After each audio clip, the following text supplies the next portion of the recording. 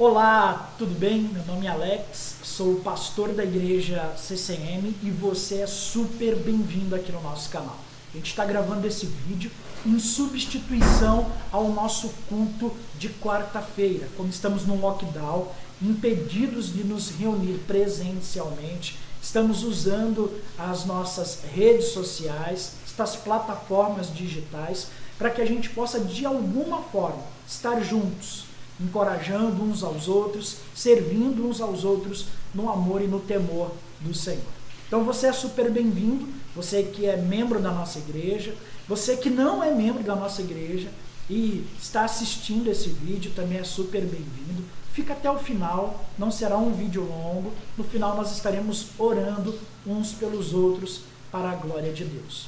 Hoje eu quero pedir, se você tem uma Bíblia aberta aí, ou uma Bíblia perto de você, abra ela em 2 Tessalonicenses, segunda carta de Paulo aos Tessalonicenses. Nós vamos ler um texto no capítulo de número 2, 2 Tessalonicenses, capítulo 2, nós vamos ler o verso 1 e o verso de número 2.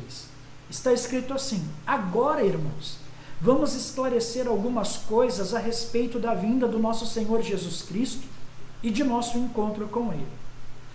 Olha só o que Paulo diz aos irmãos de Tessalônica lá no primeiro século: não se deixem abalar, nem assustar tão facilmente por aqueles que dizem que o dia do Senhor já começou. Não acreditem neles, mesmo que afirmem ter recebido uma visão espiritual, uma revelação ou uma carta supostamente enviada por nós. Esse é o texto. Vamos ter aqui um minutinho de oração, pedindo que o Senhor ilumine o nosso entendimento, para que a partir desse texto nós possamos fazer a nossa reflexão desta noite. Pai, nós clamamos em nome de Jesus, pedindo que o Senhor nos ajude. Nós não conseguiremos, Deus, compreender aquilo que o Senhor quer nos falar através do texto sagrado, sem que o Teu Espírito ilumine o nosso entendimento.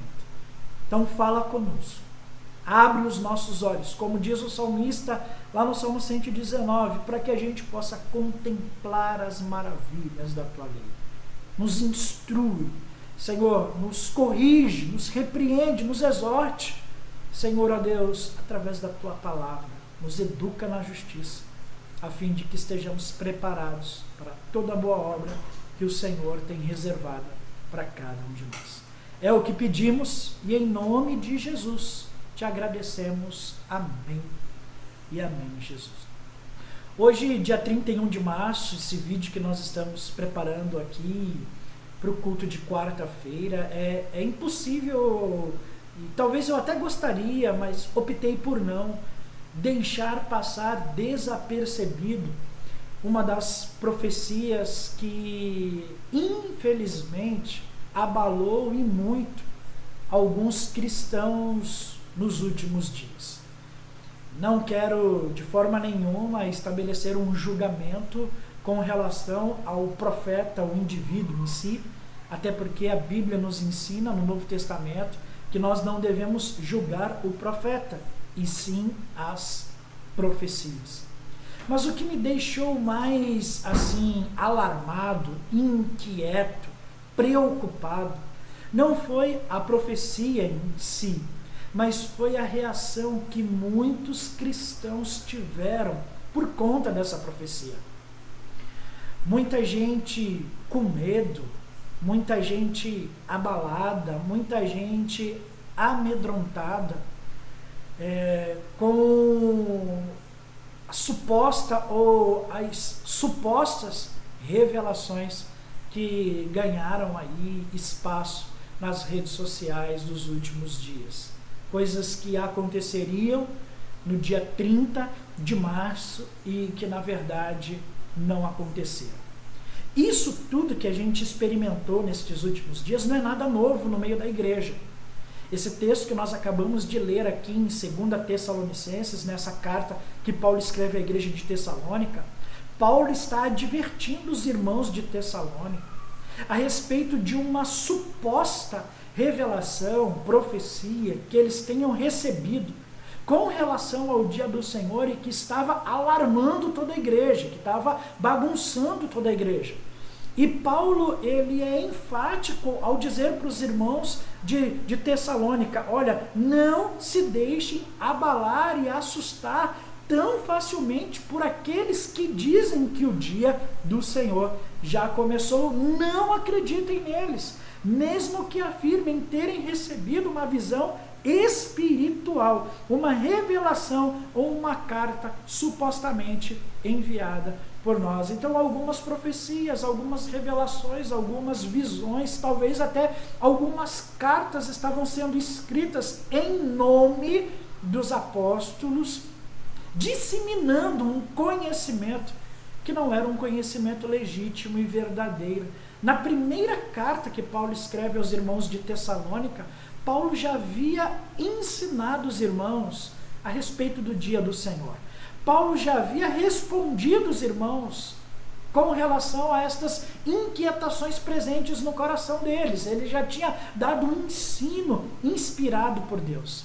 Mas uma nova profecia, uma nova revelação, uma nova visão estava ganhando espaço no meio da igreja e isso estava alarmando todos eles. E aí Paulo escreve dizendo: olha, não se assustem com essas coisas. Se você ler a sequência do texto, Paulo vai dizer para eles: olha, lembrem-se da boa palavra que foi ensinada a vocês. Se apeguem a esta boa palavra ensinada a vocês e não se distanciem dela. Toda essa reação por parte da igreja me preocupa. Por quê? Porque toda essa reação amedrontada que parte da igreja teve por conta desta e de tantas outras profecias que têm ganhado espaço nas nossas redes sociais, me preocupa como pastor, porque isso demonstra o nível da nossa maturidade em Cristo. Isso, de certa forma, demonstra o quanto nós estamos distantes da boa palavra de Cristo. O quanto, infelizmente, ainda somos levados por certos ventos de doutrina, por certas visões, palavras e profecias que até são faladas em nome de Deus, mas que nada tem a ver com Deus que nós servimos. Quando estas coisas mexem conosco, demonstra o quão distante possamos estar das verdades de Cristo. Então é extremamente importante que a gente se familiarize com o texto sagrado, com a Bíblia, com a palavra de Deus, com as escrituras sagradas. Oséias já nos alertou lá, o profeta menor: o povo perece porque lhe falta conhecimento. E que conhecimento que falta e que gera esse perecer no meio do povo de Deus? É um conhecimento relacionado às escrituras sagradas. Ao invés de corrermos atrás de visões, ao invés de corrermos atrás de profecias, nós precisamos nos aprofundar na palavra de Deus. Então hoje, mais uma vez, com um coração bem pastoral, eu quero encorajar você a desenvolver o hábito da leitura e do estudo das Escrituras. Isso vai te ajudar e muito a lidar com estas questões tão passageiras e que infelizmente ainda provocam tanto alarde e barulho no meio do povo de Deus. Por que ler e estudar a Bíblia, pastor, é importante? Porque ler e estudar a Bíblia fará com que a gente esteja familiarizado com os textos sagrados, e essa familiarização com os textos sagrados vai nos dar condição de julgar aquilo que é dito hoje em nome de Deus. Pastor, mas nós podemos julgar aquilo que é dito em nome de Deus? Sim, devemos. E o nosso julgamento ele deve ser a partir das Escrituras sagradas. O nosso julgamento não pode ser a partir das nossas ideias, das nossas percepções, do nosso olhar humano, mas nós julgamos todas as profecias e retemos o que é bom a partir do nosso conhecimento bíblico.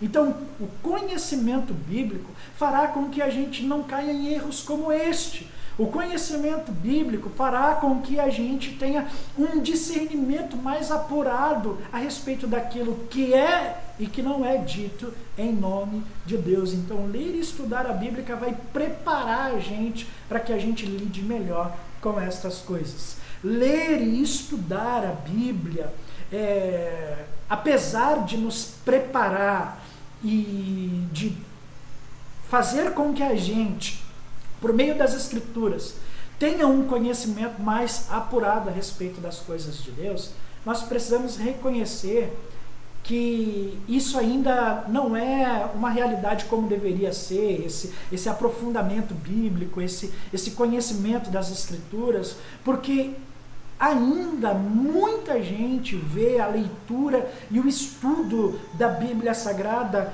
como algo desinteressante, como algo maçante, como algo irrelevante, como algo complicado. Para muitos, a leitura bíblica ainda é algo irrelevante, maçante, complicado e desinteressante. Elas preferem correr atrás destas visões, destes recados, destas palavras que, infelizmente, muitas vezes não tem nada a ver com a palavra de Deus. Não quero aqui com isso que você pense que nós não acreditamos que Deus seja capaz de falar com a sua igreja nos dias de hoje. Sim, Deus fala com o seu povo. Sim, existem profecias nos dias de hoje. Não há mais profetas como os profetas do Antigo Testamento, mas há sim, hoje, pessoas que, inspiradas pelo Espírito de Deus, possam falar em nome do Senhor, palavras que gerem edificação para a igreja, palavras que gerem conforto, consolo, palavras até de exortação, mas que sempre têm em vista a edificação e não o alarde, a edificação da igreja de Cristo. Tá? Então nós não somos contra profecias, não é isso. Mas nós somos a favor de que as profecias sejam submetidas, se submetam a uma análise e a um julgamento feito a partir das Escrituras. Para que a gente faça isso, a gente precisa conhecer as Escrituras. Para que a gente conheça as Escrituras precisam deixar de ser para nós algo maçante, desinteressante e complicado. O Salmo 1 diz que o nosso prazer deve estar na lei do Senhor. O nosso deleite deve estar na lei do Senhor e nós precisamos meditar nela de dia e de noite. Então, se nós queremos conhecer a Deus, nós precisamos mergulhar nas Escrituras. Por quê? Porque Deus se revela de forma especial através das Escrituras Sagradas. Há a revelação geral e a revelação especial. As Escrituras Sagradas está dentro desse contexto de revelação especial. Então, se você quer conhecer o Senhor, é imprescindível que você leia e estude a Bíblia. É indispensável, tá bom? Então, separe aí um tempo no seu dia a dia para que você possa estar lendo a palavra de Deus. É a leitura e o estudo da palavra de Deus, por exemplo, que irá nos preparar adequadamente, não só para que a gente julgue profecias, como temos dito até agora, mas para que a gente viva de forma legítima o propósito pelo qual Deus nos criou. E qual é o propósito para o qual Deus nos criou? Deus nos criou para a sua própria glória. Então nós vivemos uma vida para a glória de Deus. E como é que nós podemos viver uma vida para a glória de Deus? Conhecendo as Escrituras. É a leitura e o estudo das Escrituras que irá nos preparar adequadamente para que a nossa vida seja, de fato, uma vida onde o nome do Senhor é glorificada uma vida para a glória de Deus. Não uma vida perfeita, não uma vida sem erros, não uma vida sem defeitos, não uma vida só de sucesso, não, uma vida para a glória de Deus. É a leitura e o estudo das Escrituras que irá nos preparar de forma adequada para que a gente viva para a glória do Senhor. Esse conhecimento que a gente começa a adquirir a respeito de quem Deus é, das Escrituras Sagradas, ele não pode ser simplesmente, e isso pode acontecer, e muita gente que tem, assim, uma certa dificuldade com a palavra conhecimento, gente até que levanta a bandeira contra o conhecimento, usa isso como justificativa, a questão, o fato de que conhecimento só irá produzir informação intelectual a respeito de Deus, e as pessoas ficam lendo a Bíblia, estudando a Bíblia, e elas vão enchendo a cabeça delas, acumulando proposições racionais a respeito de Deus, mas isso não gera nenhuma vida. Sim, pode acontecer isso? Pode. Ler a Bíblia e, através da leitura e do estudo das Escrituras, você simplesmente acumular proposições racionais a respeito de Deus, isso pode acontecer? Pode, mas não é sobre isso que nós estamos falando. O ideal é que esse conhecimento produza vida. O ideal é que, à medida que você vai lendo e estudando as Escrituras, você vá ficando maravilhado, não com a Escritura, não com o texto, mas maravilhado com Deus. E esse maravilhamento, ele vai se desdobrar em obediência por fé para a glória de Deus. Então, é extremamente importante que, atrelado a uma vida onde você dedica parte do seu dia para ler e estudar a Bíblia, você também dedique parte do seu dia para orar. Você dedique parte do seu dia para se relacionar com esse Deus que você está conhecendo através das Escrituras, se relacionando com esse Deus que graciosamente se revela para você através das Escrituras. Então, quando isso acontece, o conhecimento começa a andar de mãos dadas com o amor, e isso é extremamente importante, porque quando o conhecimento anda de mãos dadas com o amor, nós desenvolvemos de forma saudável um relacionamento pessoal com Deus. Conhecimento sem devoção é ortodoxia fria e morta, ao passo que devoção sem conhecimento é instabilidade racional. Então, nós estamos falando sobre a importância de cabeça e coração caminharem juntas. Se é que você consegue me compreender. A sua mente e o seu coração caminham juntos, crescem juntos no seu relacionamento com Deus, conhecimento e devoção, doutrina e devoção.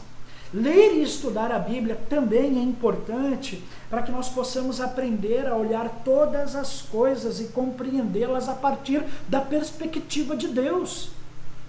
Nós precisamos voltar a olhar o mundo com os olhos de Deus. Nós precisamos ter como cosmovisão as Escrituras Sagradas, ou como ponto de partida para a nossa cosmovisão, as Escrituras Sagradas. A gente precisa enxergar o mundo com os óculos de Deus. E isso só vai acontecer quando a gente desenvolver leitura e estudo das Escrituras. Ler e estudar as Escrituras ajudará a gente a pensar os pensamentos de Deus. Ler e estudar as Escrituras ajudará a gente a aprender, por exemplo, o que Deus ama. Ao mesmo tempo que a gente aprende o que Deus ama, a gente também aprende o que Deus abomina, quem Ele é, do que ele gosta, como ele vê, como ele ouve, como ele age e reage, o que ele faz diante de determinadas situações. A gente vai aprendendo sobre Deus à medida que a gente vai mergulhando nas Escrituras Sagradas. Isso nos transforma, isso transforma a forma da gente enxergar o mundo, isso transforma a forma como nós enxergamos as coisas que acontecem ao nosso redor, isso transforma a forma como nós enxergamos até mesmo os problemas, os desafios do nosso dia a dia. Então, Deus existe. Sim, Deus existe. Ele é um ser pessoal que graciosamente revelou a si mesmo. Ou seja, ele pode ser conhecido. Ouso dizer, ele deseja ser conhecido. Como nós conheceremos a Deus? Mergulhando nas Escrituras Sagradas. Poxa, pastor, isso é o beabá do Evangelho. Sim, é o beabá do Evangelho que muitos de nós, infelizmente, têm ignorado. Pastores, líderes, cristãos que frequentam a igreja já há muito tempo, infelizmente, estão cada vez mais distantes das Escrituras Sagradas. Estão cada vez investindo menos tempo no que diz respeito à leitura, à meditação e ao estudo das Escrituras. A gente lê muito livro, a gente ouve muito podcast, a gente vê muito vídeo, a gente assiste muita coisa, mas e a leitura e o estudo da Bíblia Sagrada? Se você é um líder, se você é um pastor, se você é alguém que tem aí a responsabilidade de ministrar a vida de outras pessoas, de cuidar de outras pessoas, de ensinar outras pessoas, extremamente importante que você se relacione diariamente com o texto sagrado, com a Bíblia Sagrada. Por exemplo, quando nós olhamos para o Grande Mandamento, palavras de Jesus, Marcos 12, 30, 31, amar a Deus sobre todas as coisas, com todo entendimento, força, com tudo que há em nós, e amar o próximo como a nós mesmos. O grande mandamento, como nós já bem mencionamos aqui, inclui amar a Deus com todo o entendimento.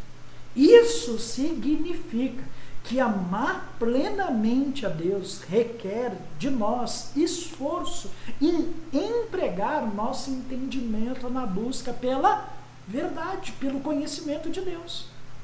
Como que eu vou amar a Deus com todo o meu entendimento? Empregando um esforço diário para que eu conheça as verdades ou a verdade a respeito de Deus. Não só a primeira parte do grande mandamento implica em conhecer a verdade, mas também a segunda parte, amar o próximo, também requer de nós um grande comprometimento com a verdade. Afinal de contas, amor, bondade, compaixão envolvem necessariamente um profundo interesse em que as pessoas conheçam a verdade, pois as suas vidas dependem disso. Teve uma época que nós lançamos na nossa igreja um projeto chamado Amigo de Verdade. E nós estimulávamos os membros, os irmãos e as irmãs da igreja a presentearem os seus amigos com uma Bíblia. E nós dizíamos, amigo que amigo fala a verdade. Então, amar o próximo envolve pregar a verdade para o próximo. Falar de Deus para o próximo. Como que a gente vai pregar a verdade para o próximo? Como que a gente vai falar de Deus para o próximo se nós não lemos e não estudamos a Bíblia Sagrada? Então, em algum momento, a gente vai escorregar no desenvolvimento da nossa tarefa. E isso vai ser muito ruim. Não só o grande mandamento implica em o conhecimento, em nos esforçarmos para ter o conhecimento da verdade, como a santificação da nossa vida também depende disso. A nossa santificação está diretamente relacionada ao conhecimento que temos da verdade. Ela acontece por meio do conhecimento da verdade. Aquele que furtava, não furte mais. Antes, trabalhe para ter com que se sustentar e para que também tenha condição de ajudar os outros. A gente aprende isso lendo a palavra de Deus. Então esse processo de santificação ao qual o Espírito Santo nos submete, ele está diretamente relacionado ao conhecimento que temos da verdade. Um discipulado autêntico também está diretamente relacionado à leitura e ao estudo das Escrituras Sagradas, a grande comissão. Mateus 28, nós devemos ir, pregar o Evangelho, ensinar as pessoas a guardar aquilo que Jesus ensinou. Como que a gente vai ensinar as pessoas a guardar aquilo que Jesus ensinou se a gente não sabe o que Jesus ensinou? Então a gente falha no cumprimento da grande comissão porque nos falta conhecimento bíblico. Porque a ideia não é que a gente saia por aí dizendo como que a CCM funciona. A ideia não é que a gente saia por aí dizendo no que a CCM acredita. A ideia é que a gente saia por aí divulgando, propagando, proclamando as verdades de Deus. Para isso, nós precisamos de um relacionamento com as Escrituras. Isso significa que ler e estudar a Bíblia, sim, é fundamental. As duas disciplinas espirituais mais importantes, oração e leitura bíblica. Duas disciplinas básicas, e talvez por serem básicas, sejam as que a gente mais tem negligenciado, e isso faz com que a gente caia em muita conversa fiada, isso faz com que a gente acredite em coisas que não deveria acreditar e deixe de acreditar em coisas que deveríamos acreditar. Então, ler e estudar a Bíblia é fundamental, e exatamente nessa ordem. Ler, estudar e orar, sabe? Por quê? Porque as nossas orações elas precisam ser carregadas com as verdades de Deus. Nós precisamos reconhecer que não sabemos orar como convém. E por que não sabemos orar como convém? Porque nos falta conhecimento bíblico. Nós precisamos aprender a orar a palavra, e para que a gente aprenda a orar a palavra, nós precisamos conhecer a palavra. Uma vida de oração sólida, uma vida de oração perseverante, uma vida de oração frutífera, está diretamente relacionada, atrelada, caminha do lado de uma vida de rotina de leitura e de estudo das Sagradas Escrituras. É como se você estivesse dentro de um barquinho com 2 remos. Você precisa ler e estudar a Bíblia e você precisa orar. Nós precisamos ler e estudar a Bíblia e nós precisamos orar. Não precisamos ler e estudar a Bíblia e orar para que sejamos salvos. Não, fomos salvos. Fomos salvos. Graciosamente fomos salvos. E lemos e estudamos as Escrituras e oramos não como um ato legalista, não como uma rotina na qual nós depositamos toda a esperança que fará com que a gente chegue no céu um dia, não. Como cidadãos dos céus, como homens e mulheres que foram chamados por Deus e têm a responsabilidade de ser sal e luz nessa terra, nós lemos e estudamos as Escrituras, nós nos dedicamos à oração, porque isso fará com que o nosso relacionamento com Deus seja profundo, saudável e frutífero. Isso fará com que a gente seja uma testemunha mais eficaz de Jesus aonde a gente estiver. Isso fará com que a gente pareça cada vez mais com Cristo.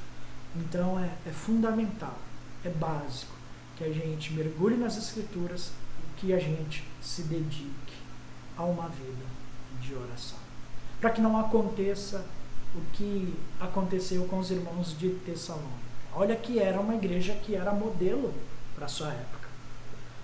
Mas até uma igreja modelo pode em algum momento cair no erro de se deixar levar por palavras, visões que são ditas e publicadas em nome de Deus, mas que nada tem a ver com Deus. Como é que Paulo sabia que aquilo que estava sendo falado e disseminado no meio da igreja de Tessalônica não tinha nada a ver com o dia do Senhor?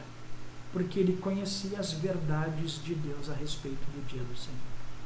Então por isso que ele já logo identificou. Olha, isso que estão falando aí não provém de Deus.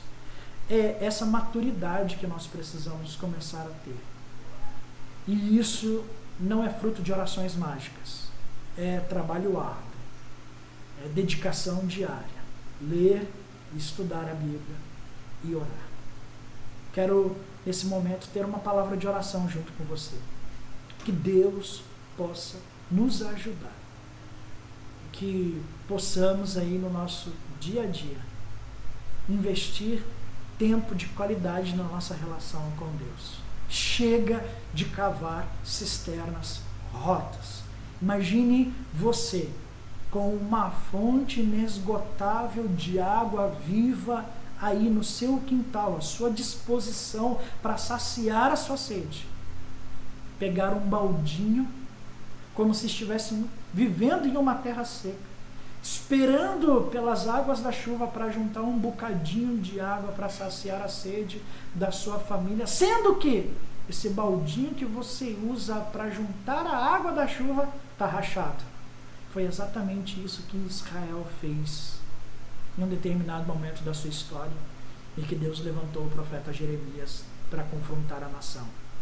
Olha, vocês me deixaram a fonte inesgotável de água viva, e vocês cavaram cisternas rotas que não acumulam águas. Olha, vocês se distanciaram da minha presença.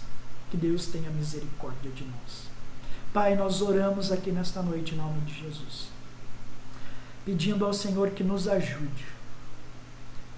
Se estamos cavando cisternas que não retêm água, quando na verdade temos um poço à nossa disposição, cheio de água. O Senhor diz: quem tem sede, vem a mim, beba, todos dou de graça a água da vida.